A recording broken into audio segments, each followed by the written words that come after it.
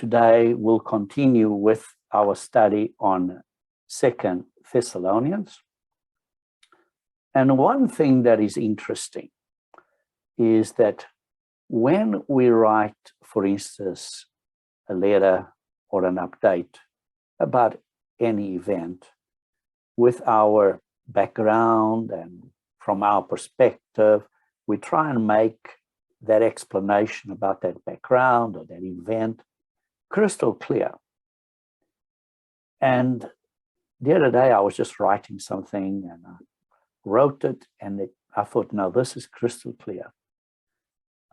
This was a situation about the brethren in Angola, and I was writing to a number of elders, and I thought this was absolutely crystal clear. Well, to my surprise, I had people come back to me asking of those elders, well, what about, this, and I thought I'd made it crystal clear, and I had to go back and restate carefully, no, it's this.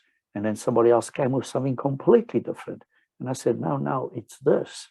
And it is amazing that when you try in good faith and to best of your capability, you try and explain something as precisely as you can, there's always a number of people that in good faith, in genuine, raised a number of questions which you thought it had been quite clear. Now, this is exactly the situation with Paul. When he wrote the first epistle of Thessalonians, he wrote certain principles about Christ's coming, and from what we can see, it raised up a number of other questions which then he had to address in his second epistle. So in the last study, I explained a section in chapter 2 of 2 Thessalonians about how Satan introduces deviation from the truth. Satan always brings some sort of deviation from the truth one way or another. And that deviation from the truth, I'm just going to call it apostasy. And that basically leads to what we have called a falling away. So we have to be very conscientious of making sure that we are absolutely sticking to the truth, and that we are very clear how we express it, because in good faith, there's going to be some people that are going to understand something different. So we were reading in the last study in Thessalonians chapter 2, and Paul was saying that he was surprised that people were being, as he says here, not to be so soon shaken in mind or troubled. In other words, people were being moved. Maybe they were taken to a different understanding, because it says maybe it's from somebody that said something, or by a word, or by a letter, as if it was from us. And even if it was from us, people misunderstand things. So, and he is saying you are being led away or being impacted by some misstatements or misinterpretations about Christ's coming. And so he said, don't let anybody deceive you. And that he says that in verse 3, in whatever fashion, in whatever way, by whatever means, because there's going to be a very important sequence. And he lists here two key points of this sequence. First, a falling away, and secondly, the man of sin being revealed. So here we have a falling away. The actual Greek word is apostasy. So is basically referring to a situation in which there will be apostasy and then a man of sin. Now, in the last study, I showed you through history that in the early church, and that was right at the period of the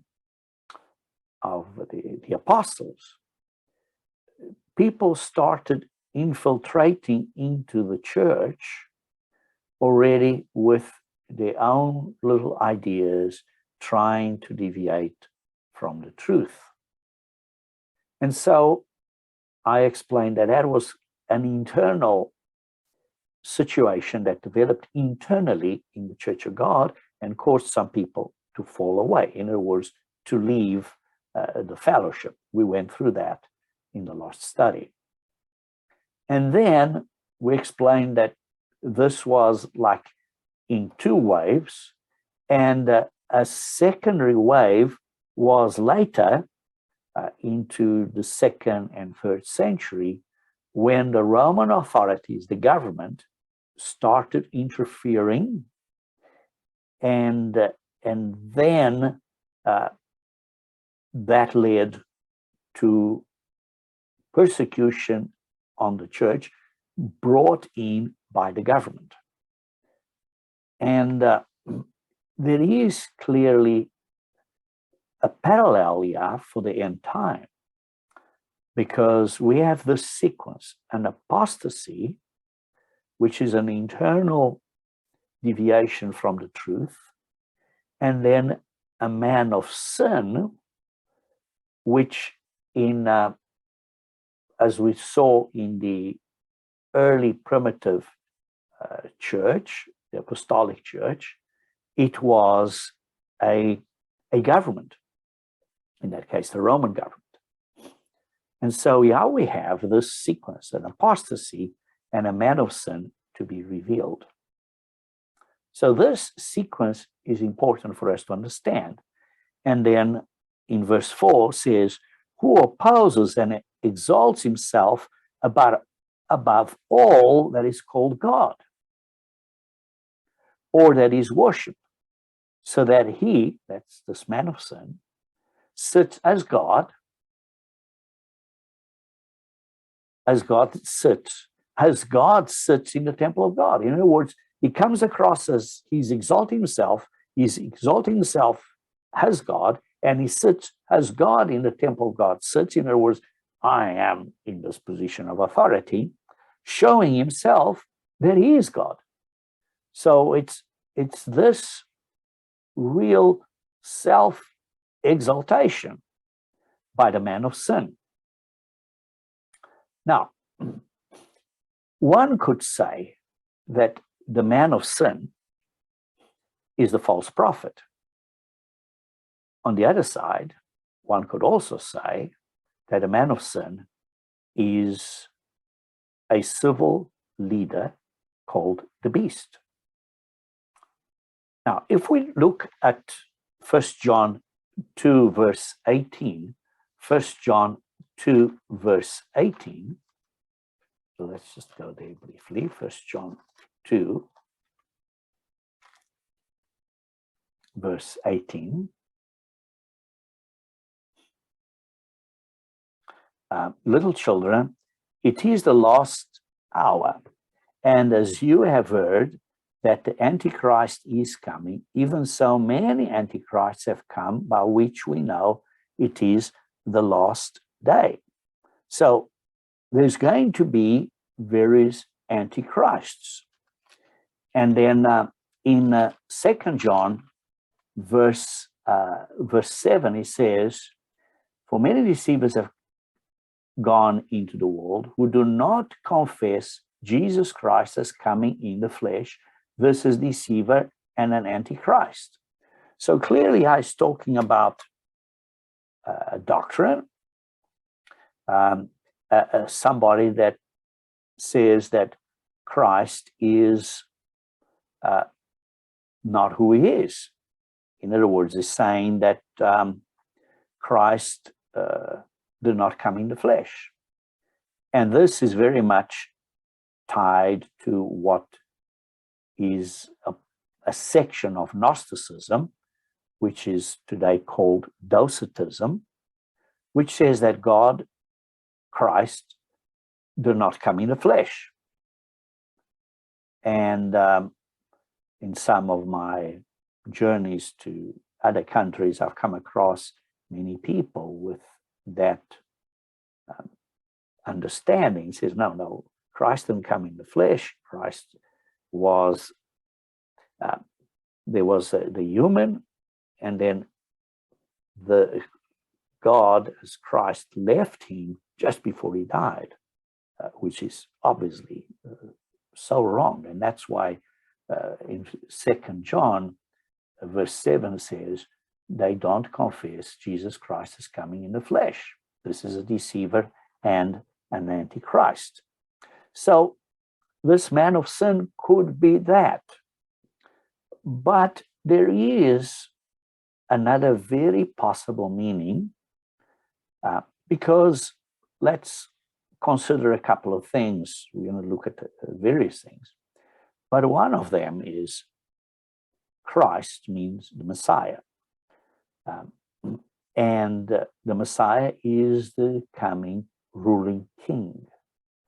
Is the one that is going to rule as the Messiah, that is going to bring peace to the world.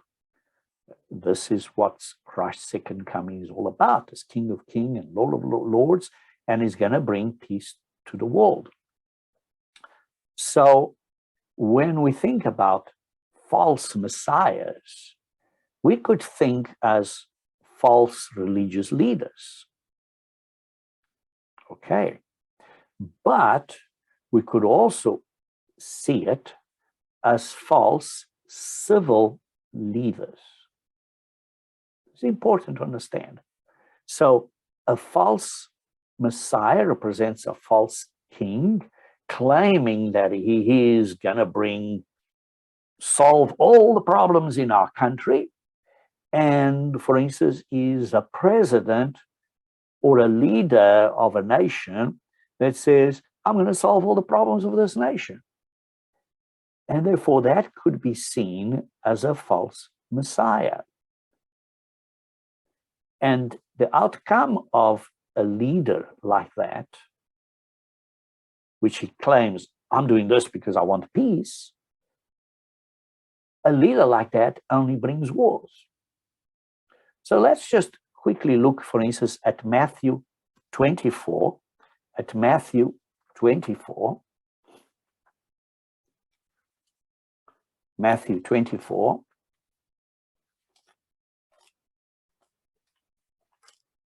And we're going to read in verse 5. For many will come in my name. In other words, as Christ, as messiahs, saying that I'm the Christ. So it clearly is talking about religious and will deceive many, but could also imply people as physical civil leaders saying, I am the one that is going to bring peace to the nation and will deceive many. You see the duality that it could be? So what do we have? These false leaders that always have some sort of ideology behind them to get the masses to follow them. They must have some sort of do-good principle or whatever, some sort of ideology that is going to say, well, that's why we need me to solve the problems. And this is a parallel to Revelation 6 verse 2, where it talks about the white horse coming and conquering. Now, obviously, we always said, and I'm saying, it applies to religion, but it could also apply to leaders using a religious or some ideology background, saying, I am going to solve the problems, and they bring war. And therefore, then we read in verse 6 of Matthew 24, and you will hear of wars and rumors of wars, because the outcome, the result of these false religions or false ideologies or false leaders promoting false ideologies is going to be wars. And that's why in Revelation 6, verse 3 and 4, it talks about the red horse triggering wars. So continue reading in Matthew 24, verse 6, see that you're not troubled, for all these things must come to pass, but the end is not yet. And then verse 7, for nation shall rise against nation, and kingdom shall rise against kingdom, and there will be famines and diseases or pestilences and earthquakes. The Greek word is seismos, which means like seismology, which is disturbances, could be on earth, could be in the air, like storms, bad weather, seismos. It's great things affecting the earth and its environment. So what it says here is that because of wars and outcomes of that, and because of man's sins, there's going to be destruction, there's going to be famine, there's going to be diseases, and that is parallel to Revelation 6, verse 5 and 6, which is a black horse. So what do we have? These false leaders, these false so-called messiahs that are going to bring peace to the nation or to the nations, they actually bring war. And as a result of that, we have famines, diseases, and shakings of the earth. Could be through explosions. It could be because of man's sin. God allows different things to happen. And what is the outcome of all that? The outcome of these false ideas, which trigger wars, which trigger death, which basically trigger diseases and famines, it basically then it triggers death and the grave, which is the fourth horse of Revelation 6, verse 7 and 8. So we have that fourth horse, which is death and the grave. So the triggering event is these false messiahs, these false leaders claiming to bring peace. Could be religious leaders, could be civil leaders, and in the end, they only bring trouble. So going back to 2 Thessalonians, chapter 2, verse 4, I beg your pardon, 2 Thessalonians chapter 2, verse 4, where it says, it's talking about this man of sin, the son of perdition, who opposes and exalts himself above all that is called God. Could he therefore be a physical leader, this man of sin? You see, we're going to look at that a little bit more in detail. And as we were reading a moment ago in Matthew 24, we know that in verse 15 says, therefore, when you see the abomination of desolation spoken of by Daniel the prophet standing in the holy place, whoever reads, let him understand. So there is, therefore, all this kind of leads to an abomination of desolation. Now, it is important for us to look at historically to see what that was. What was this abomination of desolation? Because it's quite enlightening if we look at that carefully.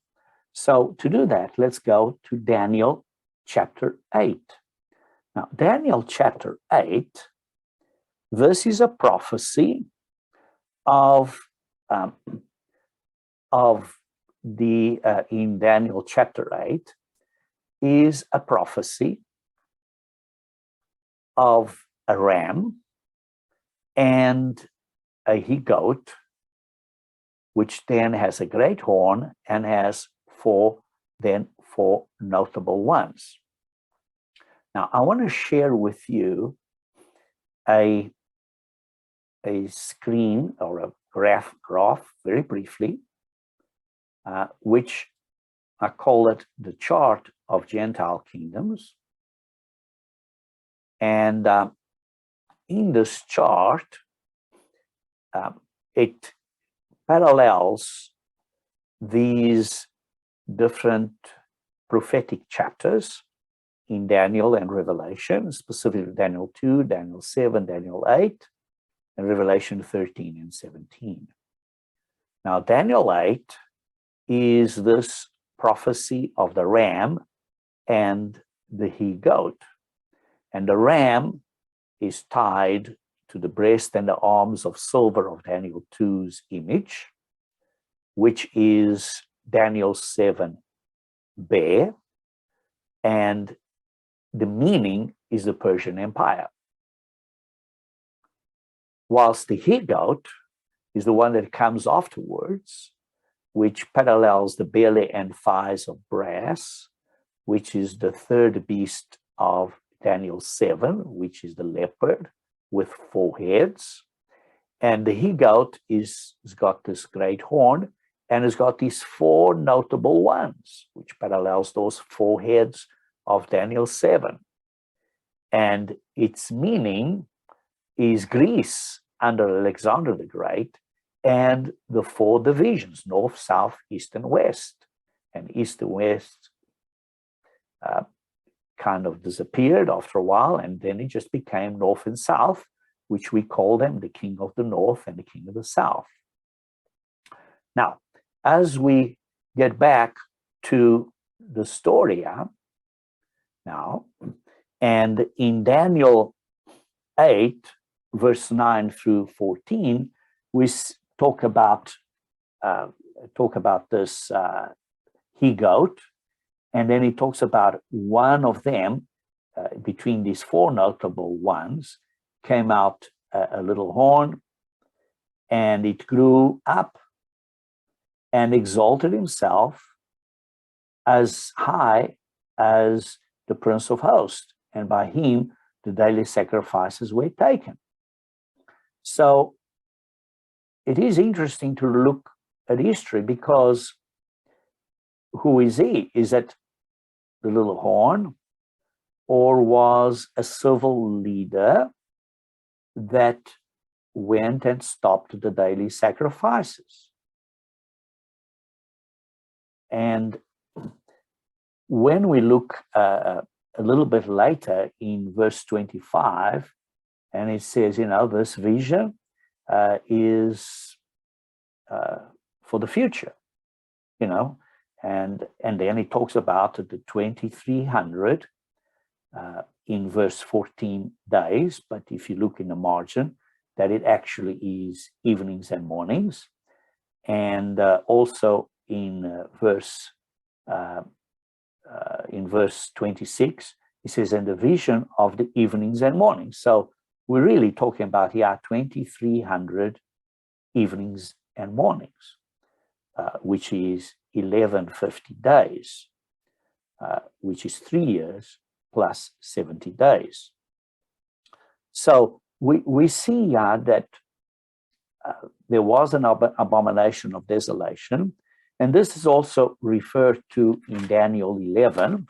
Now, Daniel 11 is probably the longest and most detailed prophecy, basically, of the king of the north and king of the south, which is 2 of these notable ones, because it said the he-goat had 4 notable ones, and then it talks about 2 of those notable ones. And then we read in Daniel 11, verse 31, and it says, and the forces he mustered by him, they shall defile the sanctuary fortress. Then they shall take away the daily sacrifices. History tells us that this was Antiochus Epiphanes in the year 168 BC. And so this was actually a civil leader, not a religious leader. And he was the one that stopped the daily sacrifices.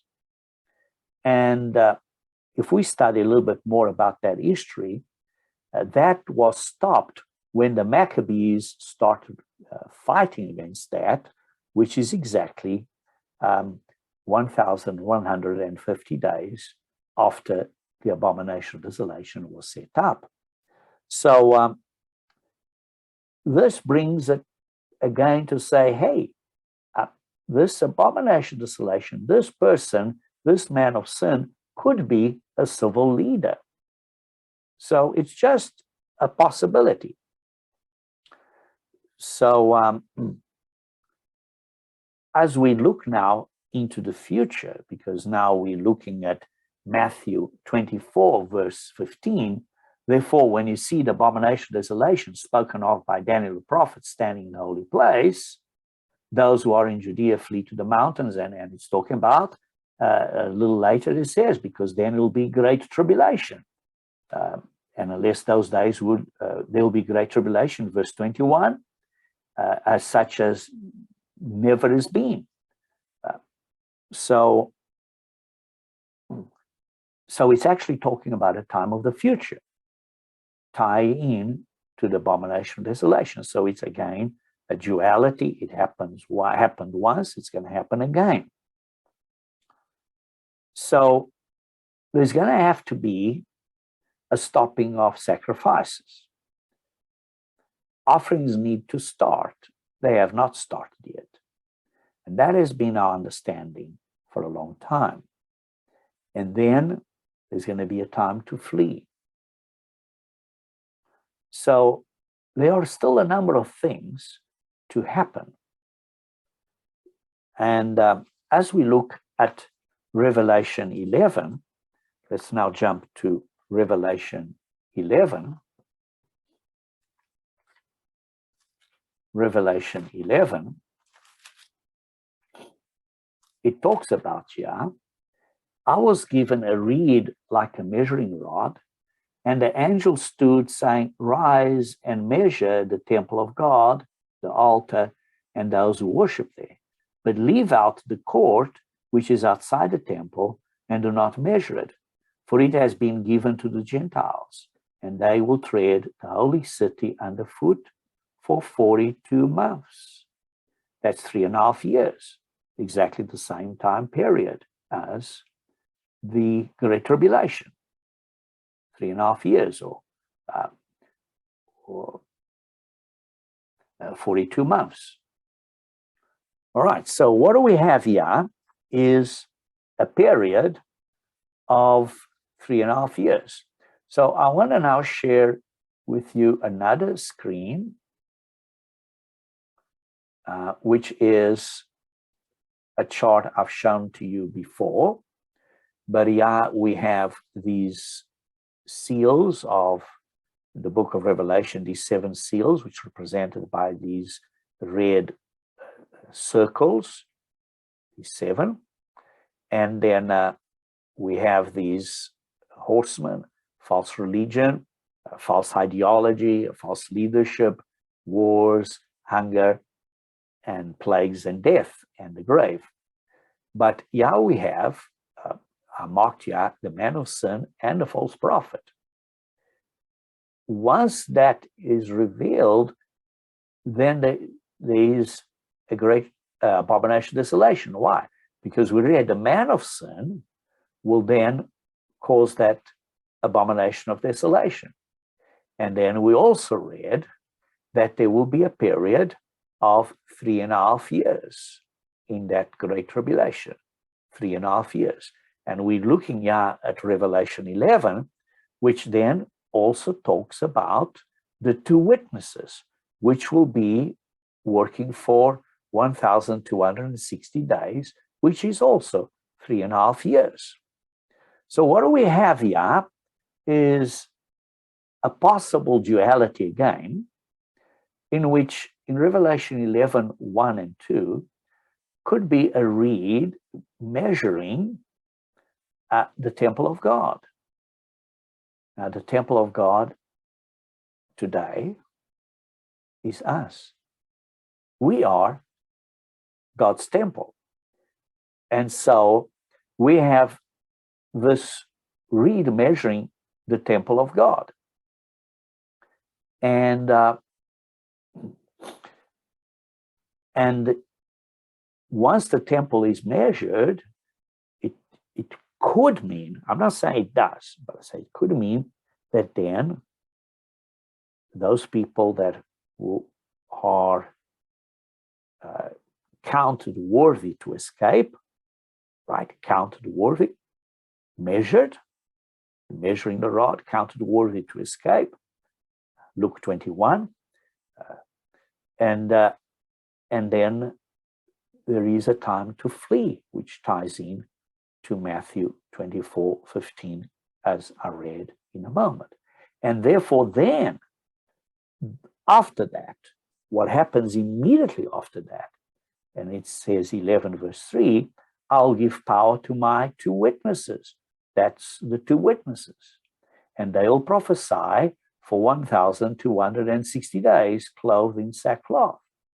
And so what we have here is a time of the two witnesses, which they will be preaching in the world in parallel with the beast and the false prophet. So what do we have here, brethren? Let me show this chart again so that we are clear in this. Is we have the beast and the false prophet having now ruling and causing the trouble of the Great Tribulation for 3.5 years, and also the two witnesses in parallel for 3.5 years. And also in parallel is the time when the church is protected for a time and half a time. Can you see how these overlap? So as we read there in Revelation 11, verse 3 to verse 10, we can see that these two witnesses are preaching at the same time as the beast and the false prophet. And let's look here in verse 7. It says, when they, that's the two witnesses, finish their testimony, the beast that ascends out of the bottomless pit. So this is actually talking about the beast power, which is a civil government, will make war against them, overcome them, and kill the two witnesses. So at the end of these 3.5 years, the two witnesses will be killed. So who is this beast that ascends out of the bottomless pit? Well, if we read in Revelation 17, verse 8, in Revelation 17, verse 8, when it's talking about the beast that you saw was and is not and will ascend out of the bottomless pit and go to perdition. So this is clearly talking about the beast. Now, I'm going to go back to this chart of the reign of Gentile kingdoms. And in this chart, we can see that this beast, has a deadly wound, which is the Roman Empire, is dead. But then this beast that has a deadly wound is healed. We can see in this section, that is again in Revelation 13. this deadly wound is healed, and then this beast is ridden by the Lamb, which is the church, and then we can see that this beast is the beast that actually ascends out of the bottomless pit. So that this is the revived Roman Empire by 10 dictators, and which the church rides this beast. So as we put this together, we see that the beast, as we know, is a reshaped Europe. And what we see from this chart is that the government comes first, and then that religious entity rides the beast, comes later. First is the Roman government that starts with pressure on the church externally, and then the Roman church comes and rides that beast, that government. Now, this is interesting because as we look at Revelation 13, it talks about a beast in verse 1 rising up out of the sea. And that talks about the 7 heads and 10 horns, and that is clearly the government, as I showed you in that reign of the Gentile kingdoms. That beast that comes out of the sea is in Revelation, let's get up to the top here, Revelation 13, that's a state, that's civil, and that is the one which comes out of the sea, out of people, and that is prophetic to a later event that is going to happen. So Revelation 13, verse 1 through 3, it's clearly talking about a civil government. And then we can see that it receives power by the dragon, by Satan. And then we read in verse 5 of Revelation 13, verse 5, we read here that, and he was given a mouth. Who's this? This is the beast power. This is the civil government. He was given a mouth speaking great things and blasphemy, and he was given authority to continue for 42 months. That is 3 years and a half. He's got this power during the Great Tribulation. And then in verse 6, then he opened his mouth in blasphemy against God, to blaspheme his name, his tabernacle, and those who dwell in heaven. And in verse 7, he says, it was granted him, that's the beast, to make war with the saints and to overcome them. And authority was given to him, that is the beast, over every tribe, tongue, and nation. So this is a civil government. So what do we have here as a civil government that now starts blaspheming God, blaspheming his name, and he's got power for 42 months, and he persecutes, and he says he is to make war with the saints. Then we can see in verse 11 that then it brings into the picture also the second beast, but we can see there is a sequence. The civil government, and then the church gets behind this bandwagon, this Roman false church. And so the sequence is important. Now, we also see in Revelation 13, verse 7, it was granted to him to make war with the saints and to overcome them. Well, where is this war described? Well, this war is described in Revelation 12, So let's look at Revelation 12, verse 13 and 14. It says, now when the dragon saw that he had been cast down to earth, he persecuted the woman, which is God's church, which is the saints, who gave birth to the male child, which obviously is the church, symbolic of what came through Mary, through that woman, but it is the church who gave birth to the male child, in other words, to the outgrowth from that being the church, God's church. But the woman was given 2 wings of a great eagle, that she might fly into the wilderness to a place where she's nourished for a time, times and half a time, from the presence of the serpent. So what do we have is a portion of the church is protected for these 3.5 years. And that's why we read, flee, abomination of desolation, then we are to flee.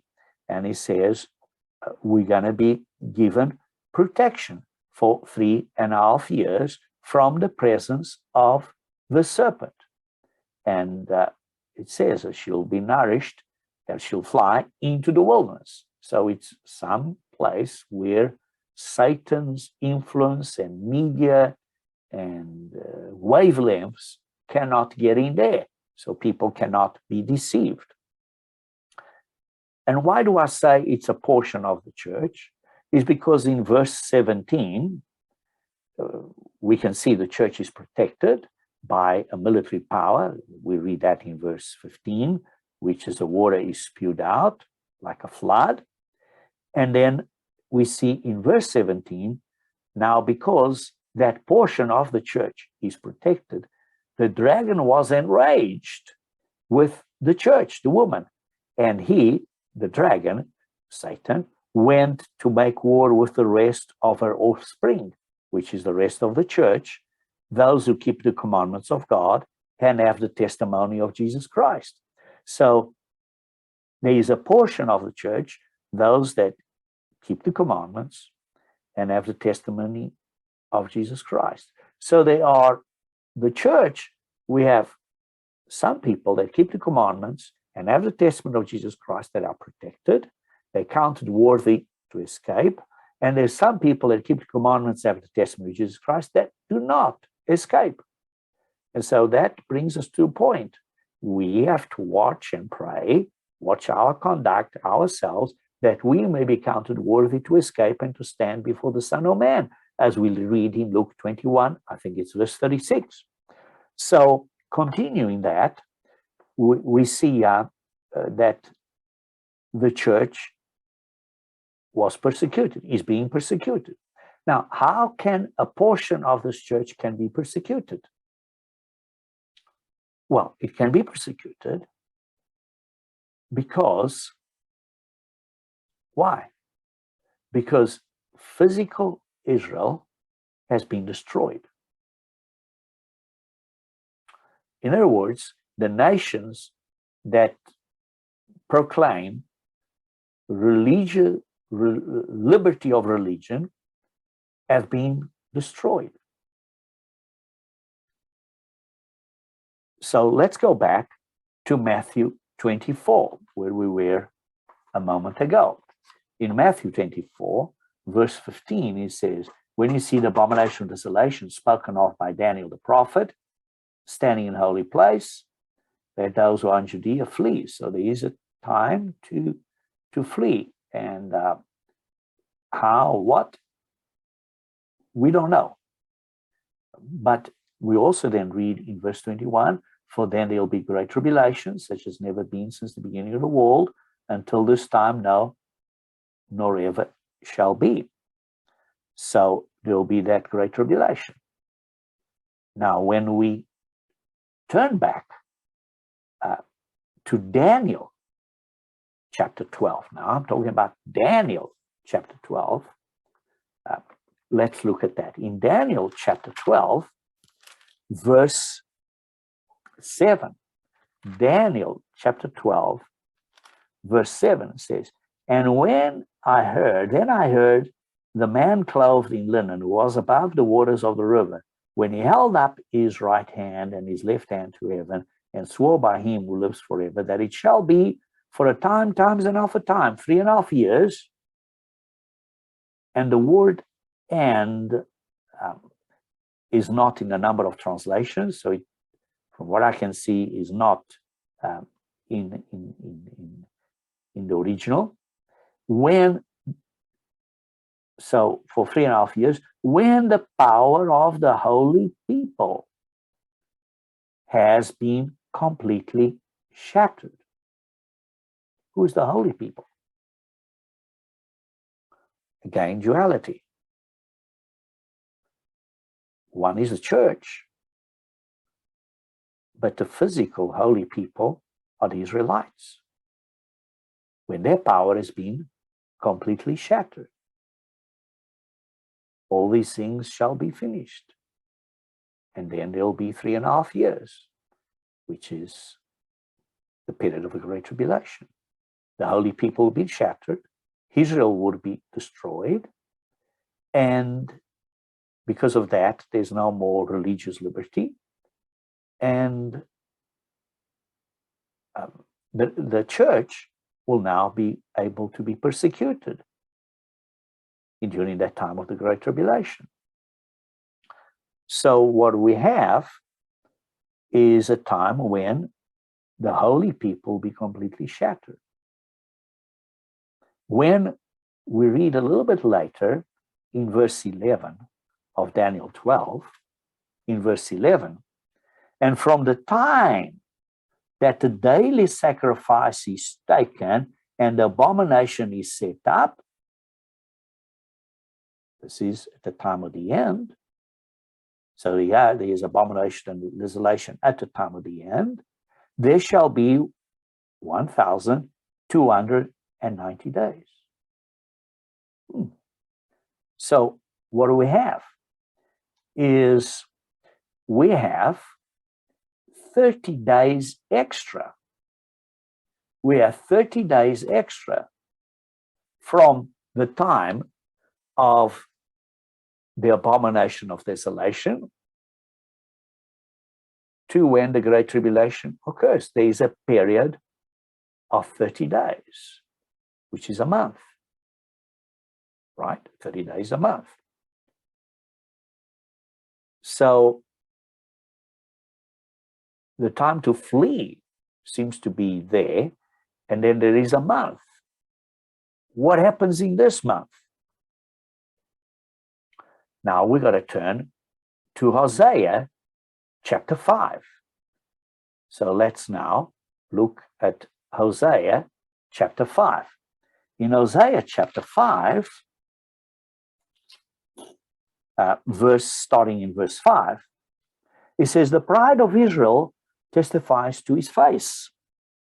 Therefore Israel, that's the Israelitish nations, which includes different nations, including America, English-speaking nations, and other nations, and Ephraim, which is the United Kingdom, let's call that, stumble in their iniquity. Judah also stumbles with them. With their flocks and herds, they shall go to seek the Lord. Oh yeah, people go to church and pray and ask, God, help us. But they will not find him. God will not answer them. God, he has withdrawn himself from them. So disobedient people, when this time comes and ask for help, they'll not get that help. Why? Verse 7, they have dealt treacherously with the Lord. They've broken God's laws and commands. Why? For they have begotten pagan children. They have raised children that are, as in the margin puts there, strange children. In other words, children that don't fear God. They're strange children. And while they should be children of Israel, they've done that. It reminds you in Malachi, you need to draw the hearts of the fathers to the sons and the sons to the fathers, lest I'll come and destroy the earth with a curse. And look at this last section of verse 7. Now, a new moon shall devour them,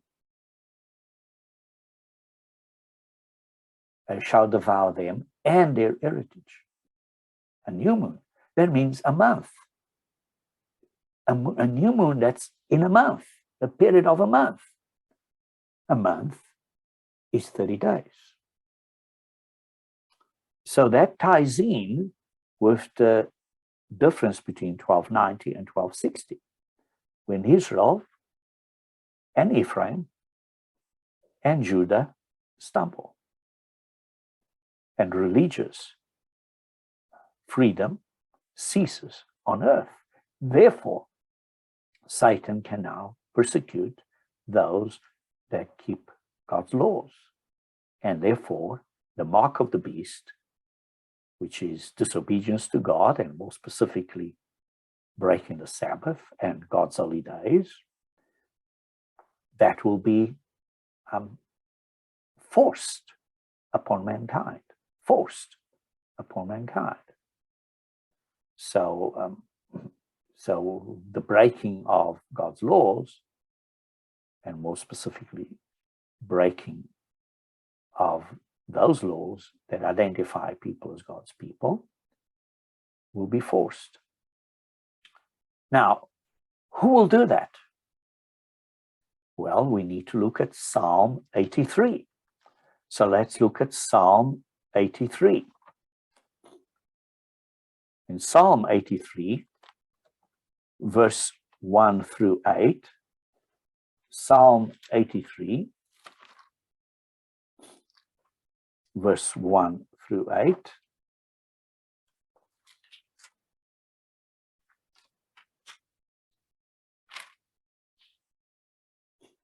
It says, "Do not keep silent, O God. Do not hold your peace, and do not be still, O God. For behold, your enemies make a tumult, make an uproar. These are enemies of God," clearly inspired by Satan, because he's an enemy of God. He's the adversary. "And those who hate you have lifted up their head." And so those nations and those people that hate God have lifted up their head. They have taken crafty counsel against your people, Israel, Israelitish nations, including Ephraim and Judah, and consulted together against your sheltered ones. So those are people that have been protected and blessed, but they have not given God thanks for all the blessings. They have said, "Come, and let us cut them off from being a nation, that the name of Israel may be remembered no more." That is so plain. To stop the Israelite nations being a nation, so the name of Israel will be no more. For they have consulted together with one consent, they form a confederacy against you.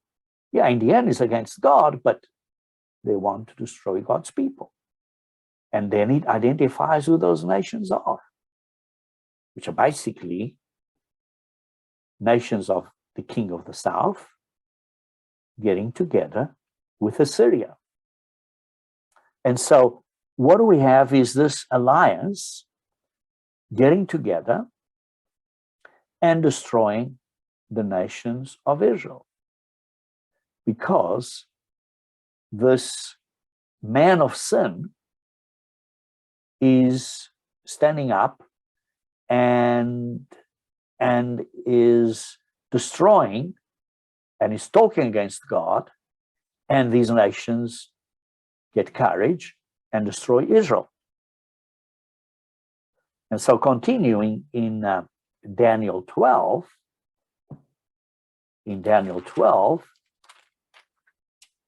and right at the end of Daniel 12, verse 12 says, blessed is he who waits. Here we have a blessing for waiting, and comes to the 1,335 days, which is exactly 45 days before 1290. Well, in other words, a month and a half. So a month and a half before all this happens, there's some event that those that have been faithfully waiting, suddenly they'll be blessed. That counting of 1335, 1290, 1260 starts ticking, and things develop. What will happen at that time, 1335 days before? I do not know. I can speculate. It could be the end of the work as we have.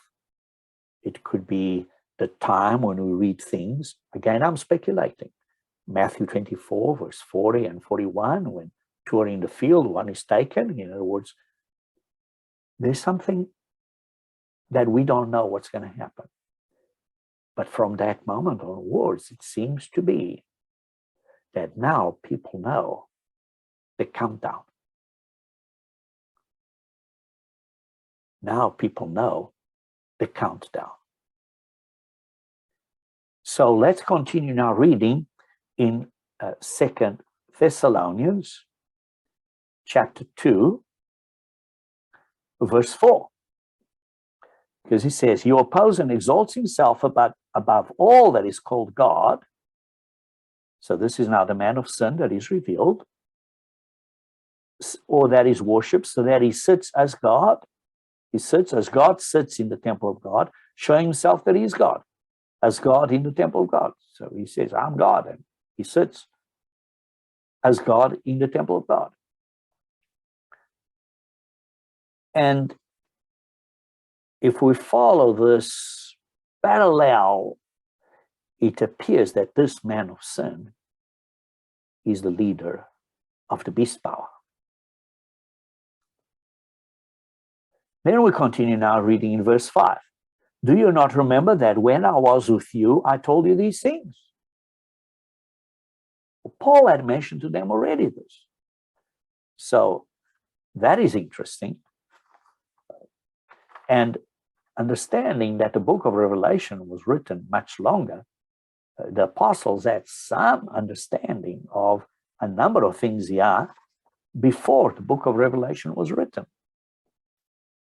And then let's read verse 6 and 7.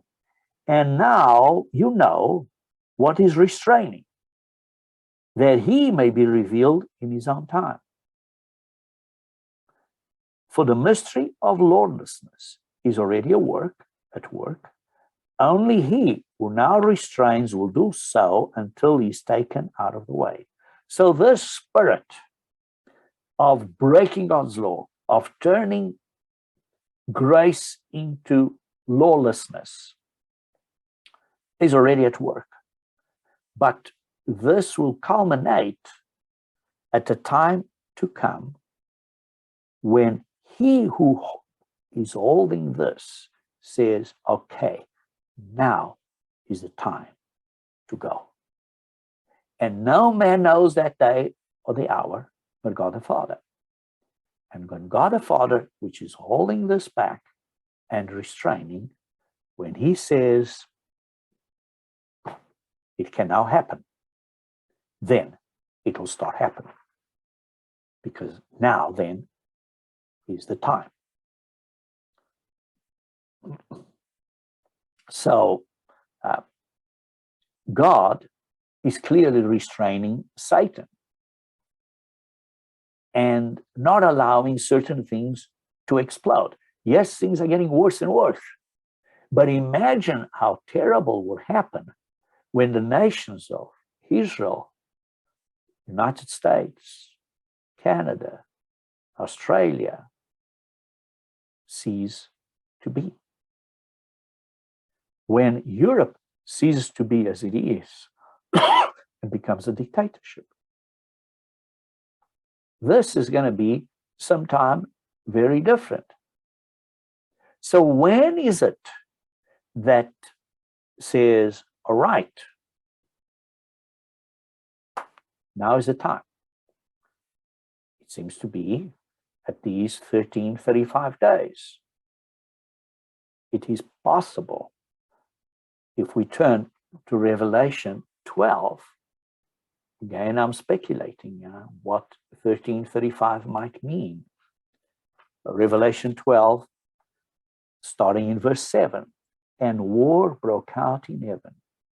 Michael and his angels fought with the dragon, and the dragon and his angels fought, but they will not prevail, nor was a place found for them in heaven no longer. So the great dragon was cast out, that serpent of old, called the devil and Satan, who deceives the whole world. He was cast to the earth, and his angels were cast out with him. It might be, again, please understand, it's purely speculative. It might be when Satan, when this war in heaven will happen and Satan will be thrown down to earth. Because it says, and then I heard a loud voice in heaven saying, now salvation and strength and the kingdom of our God and the power of his Christ have come, for the accuser of our brethren who accused them before God day and night has been cast down. And they overcame him by the blood of the Lamb and by the word of their testimony, and they did not love their lives to death. Therefore rejoice, O heavens, and you who dwell in them, but woe to the inhabitants of the earth and the sea, for the devil has come down to you having great wrath, because he knows he has a short time. Now this clock timing of Daniel 12 starts ticking. And now Satan knows, that's it. I know. This is it. The days are counted. And so that is a possibility. The days are counted. And then in 2 Thessalonians chapter 2, verse 8. And then the lawless one will be revealed, whom the Lord will consume with the breath of his mouth and destroy with the brightness of his coming. So when Satan, bang, is thrown to the earth, he now has to execute full steam the plan. The man of sin is revealed, and all these things start developing and building up in a period of 45 days, a month and a half. And then there's going to be the abomination of desolation after those 45 days.